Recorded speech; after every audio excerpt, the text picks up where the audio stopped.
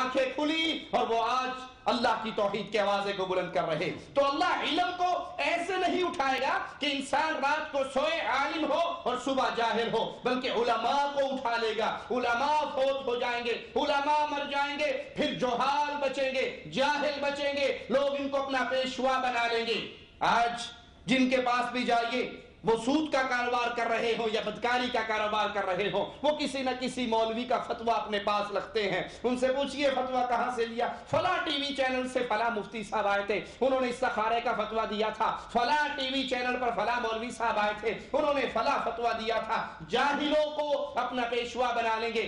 جاہل سے مراد جس کے ہاتھ میں قرآن و حدیث نہیں ہوگا، جو کہے گا ہمارے بزرگوں نے یوں کیا تھا، ہمارے علماء نے یوں کیا تھا، ہمارے بڑوں نے یوں کیا تھا، ہمارے پیروں نے یوں کیا تھا، ہمارے فقیر یہ دعوت دیتے تھے. وہ قال اللہ و قال رسول کی صدا نہیں لگائیں گے، بلکہ اپنے پیر فقیر بابے حضرت شیخ مرشد کی طرف قوموں کو بلائیں گے جن کے پاس دلیل علم نہیں ہوگا، اللہ کی وحی کا علم نہیں ہوگا، بلکہ لوگوں کی بنائی ہوئی باتیں، حاجی صاحب کی باتیں، شیخ صاحب کی باتیں، شاہ صاحب کی باتیں، پیر صاحب کی باتیں. تو یہ جہال لوگوں کے امراء بن جائیں گے، ان کے پیشوا بن جائیں گے، ان کے رہبر بن جائیں گے. پھر جب یہ فتویٰ دیں گے، ان سے جب سوال کیا جائے گا تو یہ فتوے میں یہ نہیں کہیں گے قرآن پاک کی آیت میں یوں آیا ہے، حدیث رسول میں یوں آیا ہے، ارشاد ربانی یہ ہے، ارشاد محمدی یہ ہے، بلکہ یہ اپنے انہی بزرگوں کی باتوں کو نقل کریں گے. ایک سید صاحب نے یوں فرمایا تھا، شاہ صاحب سے یوں سنا تھا، بابا جی نے یوں کہا تھا، بزرگوں سے یوں ہی سنتے ہوئے آئے. تو یہ قرآن و حدیث کا علم دینے والے نہیں، بلکہ یہ جہال ہوں گے،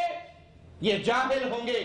ایک مفتی صاحب کا فتویٰ میں پڑھ رہا، ان سے سوال کیا گیا کہ ہمیں 14 یا 15 سال کے بچے نے رمضان کے مہینے میں تراویح پڑھائی، کیا اتنے چھوٹے بچے کے پیچھے نماز ہو جاتی ہے؟ جواب ہمیں قرآن و حدیث سے دیجئے. تو وہ جواب دینے کے بعد لکھتے ہیں، چند سطریں تمہارے اس طلب پر بھی لکھی جائیں کہ جواب قرآن و حدیث سے چاہیے. اصل میں یہ قاعدے اور قانون سے ناواقفیت کا نتیجہ ہے. مقلد کے لیے دلیل نہ قرآن کی آیت نہ مصطفیٰ علیہ السلام کی حدیث، اس کے لیے دلیل ہوتی ہے امام صاحب نے کیا کہا ہے. قوم کے مفتی بن جائیں گے، یہ جاہل اس منصب کو سنبھال لیں گے جو لوگوں کا رشتہ، لوگوں کا تعلق اللہ کی کتاب سے توڑیں گے، مصطفیٰ علیہ السلام کی حدیث سے توڑیں گے، اور اپنے پیروں فقیروں بابوں حضرتوں کی ملفوظات سے ان کا رشتہ جوڑ دیں گے. رسول اللہ صلی اللہ علیہ وسلم کا فرمان ہے، ان من اشراط الساعہ، قیامت کی نشانیوں میں سے ایک نشانی ہے کہ اصاغر سے علم حاصل کیا جائے گا، چھوٹے لوگوں سے علم حاصل کیا جائے گا. یہ قیامت کی نشانیوں میں سے ہے. عبداللہ ابن مبارک رحمہ اللہ سے پوچھا گیا یہ اصاغر کون ہیں؟ تو انہوں نے فرمایا یہ وہ لوگ ہیں جو اپنی رائے سے فتویٰ دیتے ہیں، جو اپنی رائے سے فتویٰ دیتے ہیں. فتویٰ دینا کیسے چاہیے؟ سائل کا جواب کیسے دینا چاہیے؟ اللہ کے قرآن میں یہ مسئلہ یوں ہے، حدیث مصطفیٰ میں یہ مسئلہ یوں ہے. اگر قرآن کی آیت کا علم نہیں ہے، حدیث رسول کا علم نہیں ہے، صحابہ کے اقوال سے جواب دینا چاہیے. اگر اس کا بھی علم نہیں تو پھر انسان کہہ دے واللہ اعلم، مجھے اس کا علم نہیں ہے. علم وحی کے ذریعے جواب دیا جاتا ہے، اپنی رائے کے مطابق نہیں. نہ اس کو قرآن کی آیت کا علم ہے، نہ اس کو حدیث رسول کا علم ہے کہ مجھے پتا تو نہیں لیکن میرا خیال ہے کہ یہ یوں ہو جانا چاہیے. کیونکہ اہل الرائے کی ابتدا رکھنے والا شیطان تھا. کبھی نہ بھولنا، مالک کا حکم آیا تھا فرشتوں کو سجدہ کرو، تمام فرشتوں نے اللہ کی اس حدیث کو سن کر سجدہ کیا. وہ پہلے اہل الحدیث قرار پائے، اور شیطان نے اپنی رائے کو اپنا بڑا مانا تھا کہ نہیں، میری رائے میں، میری قیاس میں بات یہ ہے کہ آگ سے پیدا ہوا ہوں، آگ اعلیٰ چیز ہے، آدم مٹی سے پیدا ہوا ہے، مٹی حقیر چیز ہے، مٹی نیچے رہ جانے والی، آگ اوپر چڑھ جانے والی. اس نے حدیث کے مقابلے پہ اپنی رائے کو استعمال کیا. تو جو رائے کے ذریعے فتویٰ دیتے ہیں وہ اپنے علم کو مضبوط نہیں کرتے، وہ اپنے فتووں کی تحقیق نہیں کرتے، اس کے لیے شرعی دلائل تلاش نہیں کرتے، بلکہ فلاں صاحب نے کہا میری رائے یہ ہے، میرا قیاس یہ ہے. وہ اپنی رائے اور قیاس کو نہیں چھوڑتے، بھلے انہیں حدیث رسول کو چھوڑنا پڑ جائے، بھلے انہیں قرآن کی آیت کو چھوڑنا پڑ جائے. وہ قانون سازی کرتے ہیں، پھر وہ قانون پیش کرتے ہیں امت کے سامنے کہ اگر قرآن کی آیت ہمارے امام کے قول کے خلاف آئے، اگر حدیث رسول ہمارے امام کے قول کے خلاف آئے، اگر صحابی کے اثر ہمارے امام کے قول کے خلاف آئے، تو اللہ کے قرآن کی آیت کو منسوخ जाना जाएगा, हदीस रसूल की तावील की जाएगी, ना हो सकी तो इनकार कर दिया जाएगा, लेकिन इमाम के कौल का इनकार नहीं होगा। ये अहलुर राय है, जब इनसे फतवा लिया जाए, जब इनके पास जाया जाए, जब कुरान और हदीस के रोशन दलीलों को छोड़कर लोगों की राय के मुताबिक फतवा दिया जाए, तो ये वो लोग हैं जिनके बारे में हदीस में आया है कि क़यामत कायम होगी, क़यामत उस वक्त तक कायम ना होगी जब तक असागिर से इल्म हासिल ना किया जाए। अचानक अमवात की कसरत होगी क़यामत से पहले। रसूलुल्लाह सल्लल्लाहु अलैहि वसल्लम ने फरमाया, अलामात क़यामत में से, क़यामत की निशानियों में से ये है अन यज़हरा मौतुल फज्अह, के अचानक मौत जाहिर होगी। वगरना पहले इंसान बीमार होता था, बीमार होने के बाद उसे एहसास होता था ये मेरी बीमारी लंबी हो रही है, हो सकता है यही मेरी मौत की बीमारी है। वो वसीयत लिखता, अपने बच्चों को कुछ कहता, अपने माल के बारे में कुछ करता। और अब तो हट्टा कट्टा इंसान, अच्छा भला इंसान, अचानक हार्ट अटैक हुआ, मामला खत्म हुआ, ब्रेन हेमरेज हुआ, मामला खत्म हुआ, चलता हुआ गया, गाड़ी ने साइड मारी, मौके पे डेड हो गया। तो इस अचानक मौत का ज़हूर क़यामत की निशानियों में से है। बेवकूफों की हुक्मरानी का दौर क़यामत की निशानियों में से है। अवाम उन्नास की इस्लाह हुक्मरानों के जरिए होती है। जिस तरह के हुक्मरान हो वैसी अवाम उन्नास होती है, जैसी अवाम उन्नास हो वैसे ही हुक्मरान होते हैं। दही अच्छी होगी, दही अच्छी होगी तो दही में से मक्खन निकाल लो, मक्खन कैसा होगा? अच्छा होगा, उसका सारा मक्खन में उसके फायदे आ जाएंगे। और दही जहर वाली होगी, उसका मक्खन निकालो तो कैसे निकलेंगे?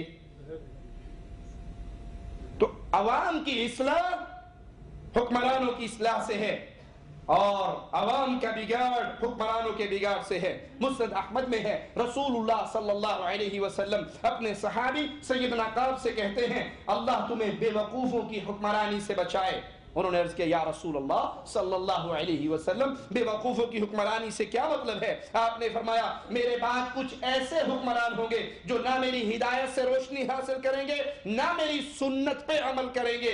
जो लोग इनके झूठ की तस्दीक करें, इनके जुल्म और सितम पर इनका साथ देंगे, ना वो मुझसे हैं ना मैं उनसे हूं, ना वो मेरे हौज पे आ सकेंगे। लेकिन जो इनके झूठ की तस्दीक ना करे, इनके जुल्म और सितम में इनका साथी और मददगार ना बने, वो मेरे हैं और मैं उनका हूं, और वो मेरे हौज पे आने वाले हैं।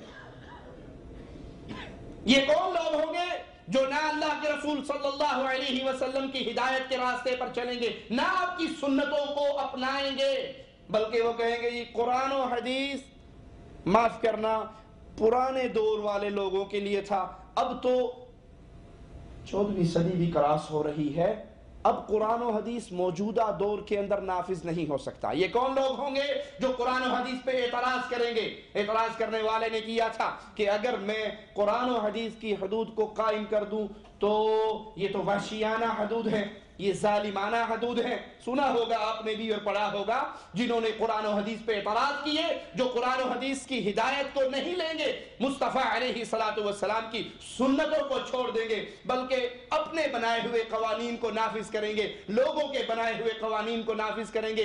वो अल्लाह के इस हक को छीनकर, कानून साजी के हक को छीनकर, ऐसी असम्बलियों को ये कानून साजी का इख्तियार दे देंगे कि वो 2/3 अक्सरियत से जो चाहे पास कर ले, चाहे वो 2/3 अक्सरियत से मर्द की मर्द से शादी को पास कर ले, औरत की औरत से शादी को पास कर ले, जो चाहे, बस 2/3 अक्सरियत होनी चाहिए। 2/3 अक्सरियत जिस चीज को पास करेगी वो कानून बन जाएगा। अल्लाह की कसम, ये 2/3 अक्सरियत जो कुरान के खिलाफ कानून साजी करे, अर्श वाले रहमान के कानून के खिलाफ कानून साजी करे, इनका ईमान से कोई रिश्ता बाकी नहीं है, इनका इस्लाम से कोई रिश्ता बाकी नहीं है। ये वो बेवकूफ हुक्मरान है जो कुरान और हदीस को छोड़कर, कुरान और हदीस की रोशनी को छोड़कर अपने बनाए हुए खुद साख्ता कवानीन पर अपनी जिंदगी गुजारेंगे। अल्लाह के नबी सल्लल्लाहु अलैहि वसल्लम ने सैयदना काब से कहा, रोजा ढाल है, सदका गुनाहों को मिटा देता है, नमाज कुर्बानी है। ये आप सल्लल्लाहु अलैहि वसल्लम ने फरमाया कि नमाज दलील है। ऐ काब, जो गोश्त हराम की गजा से पला हो, आका अलैहिस्सलातु वस्सलाम के जुमलों को फिर सुनिए, जो गोश्त हराम की माल से पला हो उसके लिए जहन्नम की आग ज्यादा मुनासिब है, वो जन्नत में दाखिल नहीं हो सकेगा। सूद का कारोबार करने वालों, लॉटरी का कारोबार करने वालों, हराम माल पे अपने जिस्मों को पालने वालों, हराम माल से मकान बनाने वालों, हराम माल अपनी औलाद को खिलाने वालों, माल के आते हुए ये तमीज खत्म कर देने वालों, किथों आया किथों नहीं आया, केहो जा है केहो जा नहीं है, बस माल आना चाहिए, जेब भरी रहनी चाहिए, वो हलाल के पैसे की हो या हराम के पैसे की। अल्लाह इस लानत से हम सबको माफ फरमाए और महफूज फरमाए। लोग घर से निकलते हैं और अपनी जान का सौदा करते हैं, कोई अपनी जान को अज़ाब इलाही से आजाद करवा लेता है और कोई इसको हलाकत और बर्बादी में डाल देता है। चाहे इस जान को जहन्नम से बचाकर, अल्लाह के अज़ाब से बचाकर जन्नत में ले जाने की कोशिश कर ले, और चाहे इसको जानवर की तरह छोड़ दे, जो चाहे करे, जो चाहे सुने, जो चाहे बोले, जो चाहे खाए, जो चाहे करे, उसके लिए कोई कानून ना हो, तो फिर ये अपने आप को जहन्नम के दरवाजे की तरफ ले जा रहा है। एक शख्स के घर में साज मौसीकी की गंदी महफिल लगी हुई, शराब और कबाब का सिलसिला चल रहा। एक आया उसके दरवाजे को बजाता है, लौंडी बाहर निकलती है और ये आने वाला अल्लाह का वली पूछता है, ये घर आजाद का है या गुलाम का? लौंडी ये समझी कि माशरे के अंदर आजाद और गुलाम दो कौमें आबाद हैं, तो ये इसके मुतालिक पूछ रहा है। कहने लगी, नहीं नहीं, ये आजाद का घर है, ये गुलाम का नहीं है, आजाद का घर है। कहने लगा, हाँ मैं भी यही समझा था कि आजाद का घर है, अगर ये किसी का गुलाम होता तो इसे पता होता कि इसके आका ने जिंदगी गुजारने के क्या तरीके बताए हैं।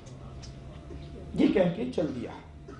लौंडी वापस गई, घर वाले सरदार जी ने पूछा कौन था? कहा मौलवी साहब आए सन। क्या कह कर गए? कहा कुछ नहीं, बस वैसे पूछ रहे थे कि किसी आजाद का घर है या गुलाम का। कहा तूने क्या कहा? कहा मैंने कहा कि नहीं, ये तो वाकई किसी आजाद का घर है। कहा उसने क्या कहा? कहा उसने भी कहा कि मैं भी यही समझा था कि ये आजाद का घर है, इसका कोई आका नहीं है, अगर ये गुलाम होता तो अपने आका की तालीमात को सामने रखता।